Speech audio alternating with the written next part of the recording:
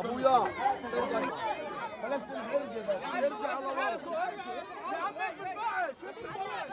বৈশ্বিক খাদ্য নিরাপত্তা বিশেষজ্ঞদের নিয়ে স্বাধীন দুর্ভিক্ষ পর্যালোচনা কমিটি সতর্ক করে বলেছে, উত্তর গাজার কিছু অংশে দুর্ভিক্ষ আসন্ন। ইসরায়েলি বাহিনী 1 মাসেরও বেশি সময় ধরে এলাকাটি অবরোধ করে রেখেছে, 1000-এরও বেশি লোককে হত্যা করেছে, খাবার, পানি ও ঔষধ ছাড়াই আরো কয়েক হাজার মানুষকে আটকে রেখেছে।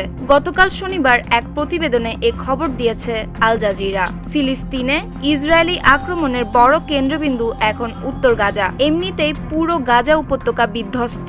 সেখানে ওই অঞ্চলের উত্তরাংশে সামরিক অভিযান তীব্র করেছে ইসরায়েল। সব ধরনের মানবিক সহায়তা, জরুরি সেবা বন্ধ করে গত মাসের অক্টোবর থেকে চলছে এই বর্বর আক্রমণ। জাতিসংঘের স্বাধীন দুর্ভিক্ষ পর্যালোচনা কমিটি উত্তর গাজার পরিস্থিতিকে অত্যন্ত গুরুতর এবং দ্রুত অবনতিশীল বলে অভিহিত করেছে।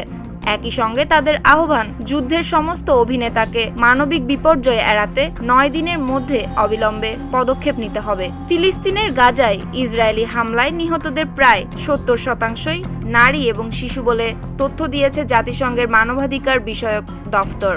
শুক্রবার এ বিষয়ে একটি 32 পৃষ্ঠার পরিসংখ্যান প্রকাশ করেছে বিশ্ব মানবাধিকার সংস্থাটি। যুদ্ধে নারী এবং শিশু হত্যা আন্তর্জাতিক মানবাধিকার মৌলিক নীতির পরিপন্থী বলে অভিহিত করা হয়েছে। জাতিসংঘের মানবাধিকার দপ্তরের এক বিবৃতিতে বলা হয়, গাজায় যে পরিমাণ নারী এবং শিশু হত্যা করা হয়েছে তাতে স্পষ্টতই আন্তর্জাতিক মানবাধিকার আইনের মৌলিক নীতিমালা লঙ্ঘিত হয়েছে।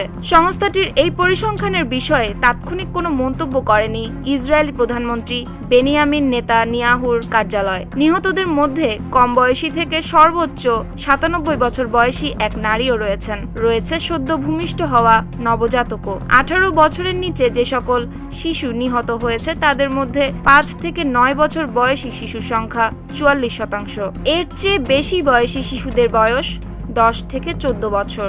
নিউজ ডেস্ক, সুপ্তি রায়, ভোরের আকাশ।